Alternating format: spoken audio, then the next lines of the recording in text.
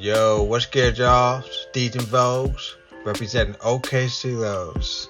In this video, I get to take the opportunity to rebuild a car.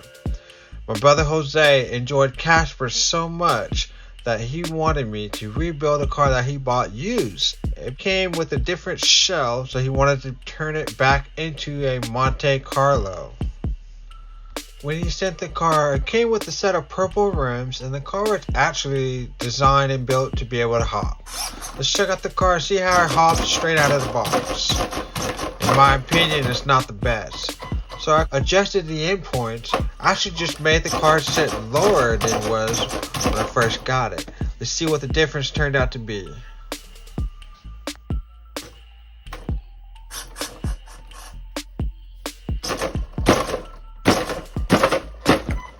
So as you can see, just from adjusting the endpoints, it made a noticeable difference on the hopping performance of the car.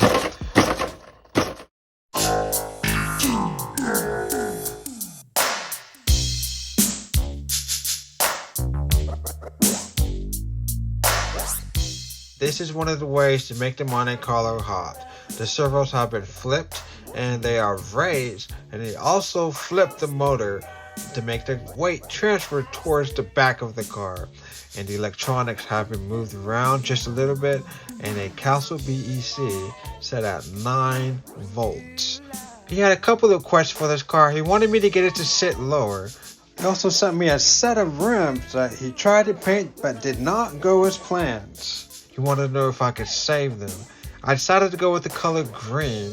I found a lighter color green from our hobby store and painted multiple coats on them.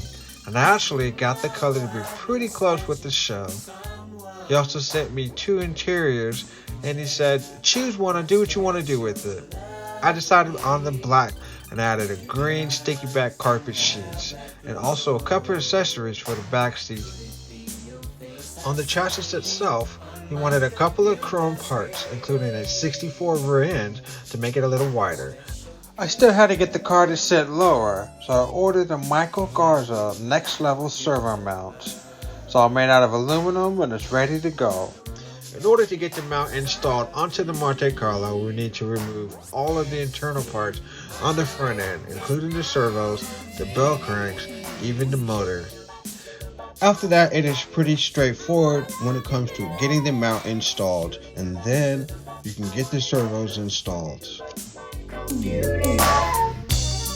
know I've been around, from hot sexy mamas to cool prima donnas. I wanna share your treasure, oh so rare. It's your face I see on my computer screen.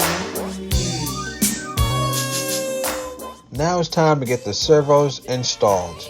I have removed the servo arms and made sure they were centered out before I installed them, and also have them facing towards the outside edge of the mounts. I have a couple recommendations for this mount. I would strongly suggest very strong stiff springs for the front end and the Jeffries short servo arms, because they will be shorter and it'll make the throw quicker and faster to help with the hopping of this car. And for the last modification on this car, I removed the front mount and cut it shorter so the body can also sit lower once it connects onto the magnetic mount. When Jose bought the shell, it actually arrived damaged, but he kind of liked the way it looked. It reminded him of a BackYard build, so he came up with the name BackYard Boogie. This is a before and after of the ride height once I got done with the car. And this is a before and after how the car hopped. And you can see a little bit of a difference there. I can actually get the car to hop a little quicker on reaction if I added a couple extra weights on the front end to make it fall down a little faster. But I like the way it looks. It looks a little more realistic. So that's the way I left it.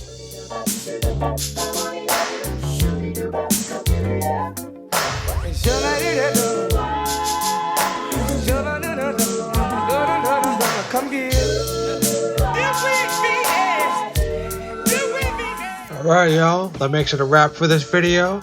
Appreciate everyone for taking their time and tuning in. I hope you may have learned something. I hope to see you guys in the next one. Thank you.